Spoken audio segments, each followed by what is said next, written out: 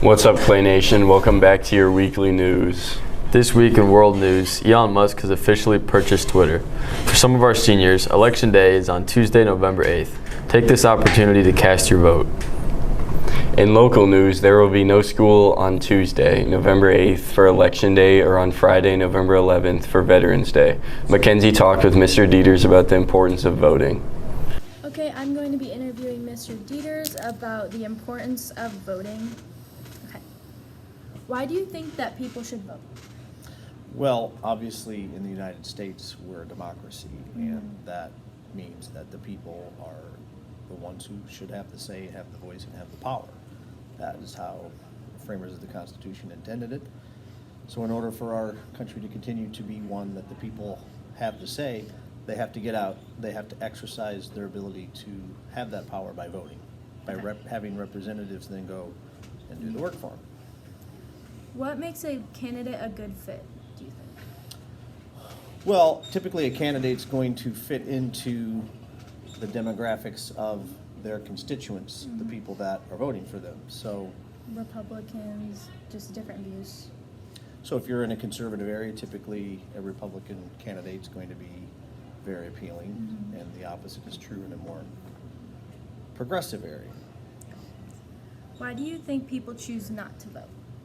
I think that we have kind of become apathetic, unfortunately. I think that this is a huge problem. Yeah. And I think that in recent years, we're seeing signs of maybe that changing a little bit. There was a record number of people that voted in the 2020 election. By all accounts, analysts think that the 2022 midterms here in a week could break records as well as far as midterm turnout. So I think people are becoming more aware of the fact of the importance to vote, which is a good thing.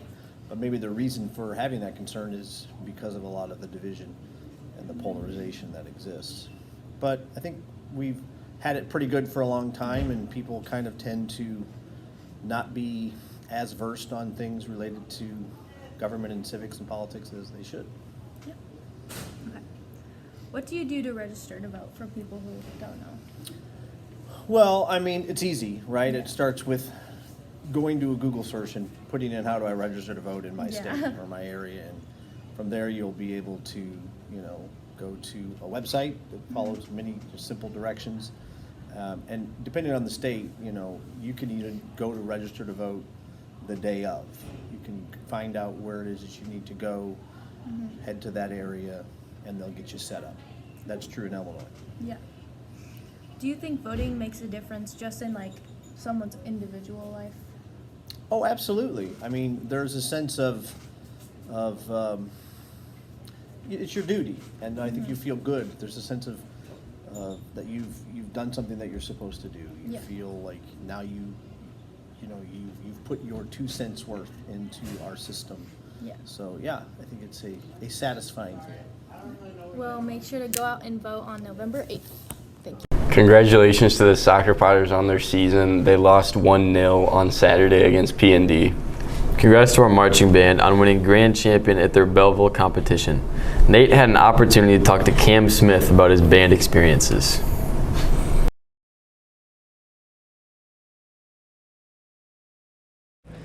Hello, I am here with Cameron Smith, a trumpet on the Morton band. So Cameron, what were the hardships this year? The hardest things about this year so far have been the preparation for all of our competitions and the days of the competitions. Okay, great. And what is so important about the title you won? The thing that makes us winning so important is that it's the first time in 36 years a band that our size has won the grand championships. Okay. And what do you see for the future of the Morton band? I can see us making it to semifinals again this year at Grand Nationals down in Indianapolis. Okay, thank you. Now let's send it over to Stump and Big E for sports. Hello, Potters. Unfortunately, soccer has sadly come to an end this season, losing to P&D. Their hopes for a state championship also ending. But congrats to Ian McLaughlin, Riley Lennington, Daniel Hapach, Joe Campbell, and Tyler Kemp on being named first team all-conference. Congratulations to the cross-country boys for winning sectionals and the girls for getting fourth this past Saturday. They each will be competing in the IHSA state meet this Saturday. Go Potters. Let's hear from Sox, who talked with Ian McLaughlin about this season. I'm here with former soccer Potter Ian McLaughlin. Ian, how do you think this season went this year? Yeah, Sox, we had a great season this year, and I'm really happy with it. It's good. It's good. What was the highlight of the season for you?